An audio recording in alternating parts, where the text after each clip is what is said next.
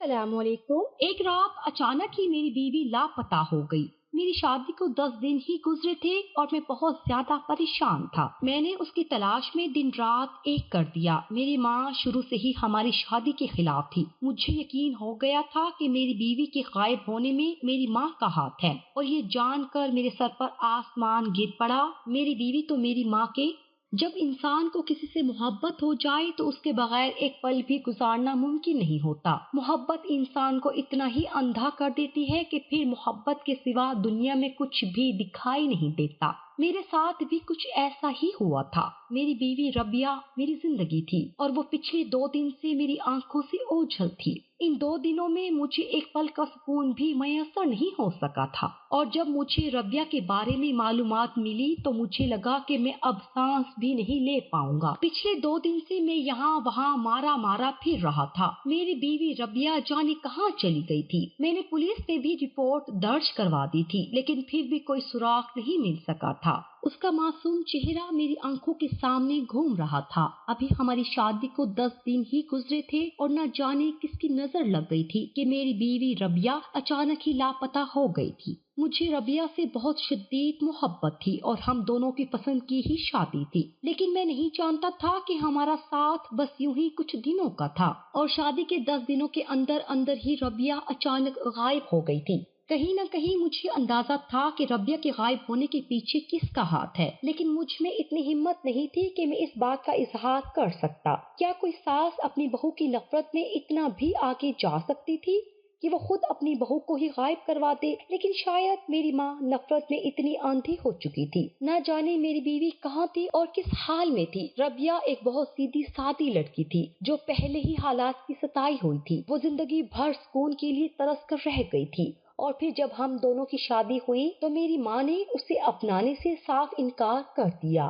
یوں روزانہ ہمارا گھر میدان جنگ کا منظر پیش کرنے لگا، اور شادی کے 10 دنوں کے اندر ہی گھر کا ماحول اس قدر تلخ ہو گیا کہ میں نے اپنی ماں سے بات کرنا ہی چھوڑ دیا۔ ربیہ ہر وقت روتی رہتی، وہ اندر ہی اندر گھل رہی تھی، جبکہ میری ماں کی زبان پر ایک ہی بات ہوتی کہ ربیہ انہیں ایک آنکھ نہیں بھاتی۔ میں نے ایک غلط لڑکی سے شادی کی ہے۔ شروع میں تو میں نے اماں کو سمجھانے کی بہت کوشش کی، لیکن اماں جب میری بات ماننے پر راضی نہ ہوئی تو میں نے اور ربیہ نے خاموش رہنا مناسب سمجھا۔ اور اب مجھے ایسا ہی محسوس ہو رہا تھا کہ ربیہ کی گمشدگی کے پیچھے کہیں نہ کہیں میری ماں کا ہاتھ تھا۔ وہ ہر وقت ہی ربیہ کے پیچھے پڑی رہتی تھی۔ میں نے کئی دفعہ ان سے پوچھا بھی، ربیہ کہاں ہے، وہ مجھے بتا دیں، لیکن میرے اس سوال پر وہ ہمیشہ ہی خاموشی سے مجھے گھور کر اپنے کمرے میں بند ہو جاتی۔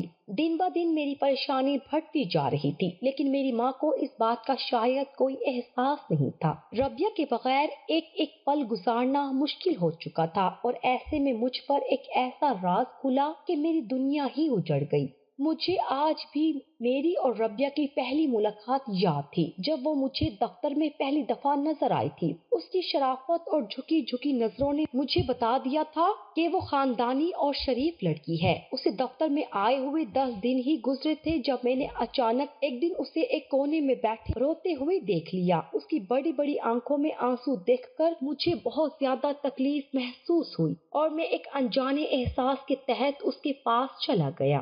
مجھے دیکھ کر ربیہ نے جلدی اپنے آنسو پوچھ لیے اور سیدھے ہو کر بیٹھ گئی۔ میں نے اس سے کہا کہ وہ اپنا مسئلہ مجھے بتا سکتی ہے، میں ہر ممکن اس کی مدد کروں گا، لیکن ربیہ نے خاموشی اختیار کی اور مجھے بنا کچھ بتائے ہی اپنی جگہ پر واپس چلی گئی۔ اس دن کے بعد سے میں ہر وقت اسی کے بارے میں سوچنے لگا کہ نہ جانے اسے ایسا کون سا مسئلہ درپیش تھا جس کی وجہ سے اس کی آنکھیں بار بار بھیگ جایا کرتی تھی۔ میرا سارا وقت دفتر میں اس کے آگے پیچھے ہی گزرنے لگا۔ کچھ ہی دنوں میں نے ربیہ کو اس بات کا یقین دلا دیا کہ میں ایک شریف مرد ہوں اور اس کا دل سے احساس کرتا ہوں، اور اگر وہ مجھے اپنی تکلیف بتائے گی تو میں اس کی پریشانی ختم کر سکتا ہوں۔ یہ سن کر ربیہ پہلے تو ہچکچائی، اور پھر آہستہ آہستہ اس نے مجھے اپنی پریشانیوں کے بارے میں بتانا شروع کیا۔ ربیہ 8 بہن بھائیوں میں سب سے بڑی تھی، اور اس کے ماں باپ باقی بہن بھائیوں کے ساتھ حیدرآباد میں رہتے تھے۔ ربیہ ملازمت کے سلسلے میں کراچی آ گئی تھی کیونکہ ان کے گھر کے مالی حالات بہت زیادہ خراب تھے،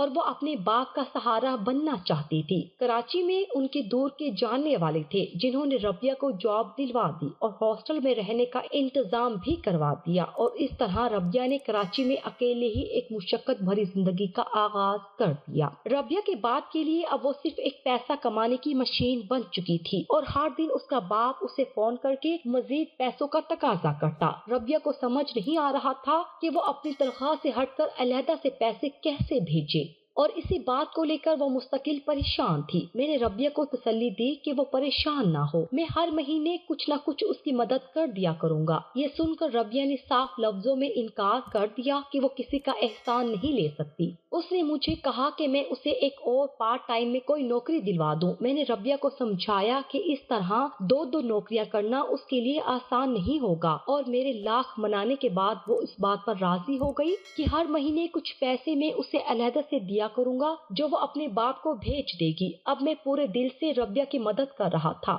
میری تنخواہ کا آدھا حصہ میں نے ربیہ کے حوالے کر دیا تھا۔ ربیہ میری بہت زیادہ شکر گزار ہو گئی تھی۔ میں اسے پرسکون دیکھ کر مطمئن ہو گیا تھا۔ آنے والے کچھ ہی دنوں میں میری اور ربیہ کی اتنی اچھی دوستی ہو گئی تھی کہ ہم دونوں ایک دوسرے سے اپنی ہر بات شیئر کرنے لگے تھے۔ میں ایک اچھے کھاتے پیتے گھرانے سے تھا۔ میرے والد نے ساری زندگی سعودیہ عرب میں نوکری کی تھی اور میرے گھر میں پیسے کی کوئی کمی نہیں تھی۔ اس کمپنی میں بھی میری نوکری بہت اچھی تھی اور میں ایک اچھے عہدے پر کام کر رہا تھا، اسی لیے میرے لیے ربیہ کو سپورٹ کرنا بالکل بھی مشکل نہیں تھا۔ جبکہ ربیہ ایک حالات کی ماری ہوئی لڑکی تھی جس کے گھر والوں کے لیے وہ صرف اور صرف ایک پیسہ کمانے کی مشین بن چکی تھی۔ وہ جتنے بھی پیسے کماتی سب اپنے باپ کو بھیج دیتی اور خود سارا مہینہ تنگی میں گزارا کرتی۔ ربیہ میرے حالات سے بہت اچھی طرح واقف ہو چکی تھی، کیونکہ جب سے ہماری دوستی ہوئی تھی میں نے اسے اپنے بارے میں ایک بات بتا دی تھی۔ ایک دن ربیہ نے مجھے بتایا کہ اس کے ماں باپ کا اس کی شادی کرنے کا بھی کوئی ارادہ نہیں ہے، کیونکہ اگر وہ ربیہ کی شادی کر دیں گے تو ان کے پاس پیسے آنا ختم ہو جائیں گے۔ ربیہ کی یہ بات سن کر مجھے بہت حیرت ہوئی کہ ایسے بھی ماں باپ اس دنیا میں موجود ہیں جو اپنے بچوں کو خوشیاں دینے کی بجائے ان کی خوشیاں چھین رہے ہیں۔ میں نے کبھی ربیہ کو اپنے ماں باپ سے بات کرتے نہیں دیکھا تھا اور ربیہ بھی ان کا ذکر بہت کم ہی کرتی تھی۔ شاید وہ انہیں پسند نہیں کرتی تھی، اس لیے میں نے بھی کبھی ربیہ سے اس حوالے سے زیادہ بات چیت نہیں کی۔ میں اسے اداس اور دکھی نہیں دیکھ سکتا تھا، لیکن ربیہ اکثر ہی تنہائی کی وجہ سے اداس ہو جاتی۔ اس کا یہاں کوئی بھی نہیں تھا۔ وہ رشتوں کی کمی بہت زیادہ محسوس کرتی تھی۔ ایک دن میں نے اسے کہا کہ وہ میرے ساتھ میرے گھر چلے۔ میں اسے اپنی ماں سے ملوانا چاہتا تھا کیونکہ میرے دل میں ربیہ کے لیے کچھ خاص جذبات پیدا ہو چکے تھے اور میں اسے اپنا شریک سفر بنانا چاہتا تھا، لیکن اس سے پہلے میں چاہتا تھا کہ وہ ایک بار میری ماں سے ملاقات کر لے۔ یہ سن کر ربیہ بہت خوش ہوئی کہ میں اسے اپنی ماں سے ملوانا چاہتا ہوں، اور اگلے دن دفتر سے واپسی میں وہ میری گاڑی میں بیٹھ کر میرے ساتھ میرے گھر چلی آئی۔ میرا گھر بہت بڑا تھا جسے دیکھ کر ربیہ کی آنکھیں کھل گئی۔ وہ حیرت سے مجھ سے پوچھ رہی تھی کہ کیا میں اتنا زیادہ امیر ہوں؟ اس کی بات سن کر میں ہنس پڑا اور میں نے اسے بتایا کہ میرے والد ساری زندگی باہر ملک میں کماتے رہے ہیں اور میں ان کا اکلوتا بیٹا ہوں۔ ربیہ میرے گھر آ کر بہت خوش ہوئی تھی۔ میں نے اپنی ماں کو پہلے سے ہی بتا دیا تھا کہ میں دفتر سے واپسی میں اپنی ایک دوست کو گھر لے کر آؤں گا، اسی لیے میری ماں نے ساری تیاری کر کے رکھی ہوئی تھی اور کھانا بھی تیار تھا۔ لیکن جب میری ماں ربیہ سے ملی تو انہیں کوئی خاص خوشی محسوس نہیں ہوئی، بلکہ ربیہ کے جانے کے بعد انہوں نے مجھے صاف لفظوں میں کہا کہ تم جتنی جلدی اس لڑکی سے دوستی ختم کر لو اتنا تمہارے حق میں بہتر رہے گا۔ مجھے لگا کہ شاید جس انداز میں ربیہ ہمارے گھر کو دیکھ رہی تھی میری ماں کو وہ پسند نہیں آیا۔ میں نے اپنی ماں کو بتایا کہ وہ ایک غریب گھر کی لڑکی ہے اور اس نے زندگی میں پہلی دفعہ اتنا بڑا گھر دیکھا ہے۔ میری بات سن کر میری ماں نے کہا کہ شادی اپنے جیسے لوگوں میں اور اپنی برابری میں کرنی چاہیے۔ اپنی ماں کی بات سن کر میں حیران رہ گیا، کیونکہ مجھے تو ربیہ سے محبت ہو گئی تھی اور میں اس سے شادی کرنا چاہتا تھا، اور میں اسی مقصد کے تحت ربیہ کو گھر لایا تھا کہ ایک دفعہ وہ میری ماں سے ملے گی تو پھر میں اپنی ماں سے ہماری شادی کے حوالے سے بات کروں گا۔ لیکن میری ماں نے تو دو ٹوک لفظوں میں بات ہی ختم کر دی تھی۔ میں نے ہر ممکن اپنی ماں کو سمجھایا کہ میں اس سے محبت کرتا ہوں اور وہ ایک بہت اچھی لڑکی ہے، جس پر میری ماں نے کہا کہ تمہاری آنکھوں پر اس کی محبت کی پٹی بن گئی ہے جو تمہیں ربیہ جیسی لڑکی کی سمجھ نہیں آ رہی۔ وہ ایک دوسرے شہر میں آ کر اکیلی رہنے والی عورت ہے اور تمہیں لگتا ہے کہ وہ بہت سیدھی سادی ہے۔ اگر وہ اتنی ہی سیدھی سادی ہوتی تو اتنے بڑے شہر میں اکیلی نہ گزارا کر رہی ہوتی۔ بہتر یہ ہے کہ تم اس سے دوری اختیار کرو۔ میری ماں نے کہا کہ وہ تمہیں بیوقوف بنا رہی ہے اور تم اس کے جال میں پھنستے چلے جا رہے ہو۔ میری ماں کو یقین تھا کہ وہ ایک دھوکے باز لڑکی ہے، جبکہ مجھے ربیہ پر پورا بھروسہ تھا۔ مجھے سمجھ نہیں آ رہا تھا کہ 2 گھنٹے کی ملاقات میں میری ماں نے کیسے ربیہ کے بارے میں اپنی رائے قائم کر لی تھی، جبکہ میں پچھلے 1.5 مہینے سے اس کے ساتھ تھا اور میں نے تو اس میں ایسی کوئی برائی نہیں دیکھی تھی۔ وہ ہمیشہ نظر جھکا کر مجھ سے بات کرتی تھی، مجھے اپنے گھر کی ہر بات بتاتی۔ اس کے ماں باپ نے اسے سہارا نہیں دیا تھا، اسی لیے وہ تنہا اس شہر میں دھکے کھانے پر مجبور تھی۔ لیکن میری ماں نے کچھ ہی دیر میں اندازہ لگا لیا تھا کہ وہ ایک چالاک اور مکار لڑکی ہے۔ میں چاہ کر بھی اپنی ماں کا نظریہ نہیں بدل سکتا تھا، کیونکہ میری ماں ایک بار جس بات کو پکڑ لیتی تو اس سے 1 انچ بھی پیچھے ہٹنا ان کے لیے ممکن نہیں ہوتا۔ میں جان گیا تھا کہ اب میں ربیہ کے حوالے سے کتنی ہی دلیلیں اور صفائیاں پیش کیوں نہ کروں، پھر بھی میری ماں اس رشتے کے لیے کبھی بھی راضی نہیں ہوگی۔ میں ربیہ کی محبت میں اس قدر آگے نکل چکا تھا کہ میں نے فیصلہ کر لیا کہ میں خود ہی ربیہ سے نکاح کر کے اسے گھر میں لے آؤں گا، اور تب مجبوراً میری ماں کو اسے اپنانا ہی پڑے گا۔ یہی سوچ کر میں نے ربیہ کو شادی کے لیے پرپوز کر دیا۔ جیسے ہی میں نے ربیہ کو پرپوز کیا تو وہ رونے لگی اور اس نے روتے ہوئے بتایا کہ اس کے ماں باپ کبھی بھی اس کی شادی نہیں کریں گے۔ میں نے ربیہ سے کہا کہ اس کے ماں باپ دوسرے شہر میں رہتے ہیں، ہم یہاں خاموشی سے شادی کر لیں گے اور وہ ہاسٹل چھوڑ کر میرے ساتھ میرے گھر رہنے لگے گی تو بھی کسی کو پتہ نہیں چلے گا۔ ربیہ نے مجھ سے 1 دن کا وقت مانگا اور اگلے ہی دن اس نے شادی کے لیے رضامندی دے دی۔ میں جانتا تھا کہ میری ماں بھی کسی طرح راضی نہیں ہوگی، اس لیے ہم دونوں نے کورٹ میرج کر لی اور میں ربیہ کو شادی کر کے اپنے گھر لے آیا۔ جیسے ہی میری ماں کو پتا چلا کہ میں ربیہ کو شادی کر کے لایا ہوں، وہ مجھ سے سخت خفا ہو گئی اور کہنے لگی کہ وہ دن دور نہیں ہے کہ جب مجھے اپنے اس فیصلے پر پچھتانا پڑے گا اور میرا انجام اچھا نہیں ہوگا۔ لیکن میں اپنے اس فیصلے پر بہت خوش تھا۔ میں نے ربیہ کو اپنے کمرے میں جگہ دی اور اس نے دفتر سے کچھ دن کی چھٹیاں لے لی۔ اب وہ میرے ساتھ میرے گھر پر ہی رہ رہی تھی، جبکہ میں باقاعدگی سے دفتر جا رہا تھا۔ میں سارا دن گھر سے باہر رہتا اور جب واپس آتا تو تب تک ربیہ کا رو رو کر برا حال ہو چکا ہوتا اور وہ مجھے بتاتی کہ میری ماں سارا دن اسے برا بھلا کہتی ہے اور وہ اسے گھر سے نکالنا چاہتی ہے۔ میں نے ربیہ سے کہا کہ وہ کچھ دن اس مشکل میں گزارا کر لے اور پھر آہستہ آہستہ میری ماں کا دل جیت لے تو سب کچھ بہتر ہو جائے گا۔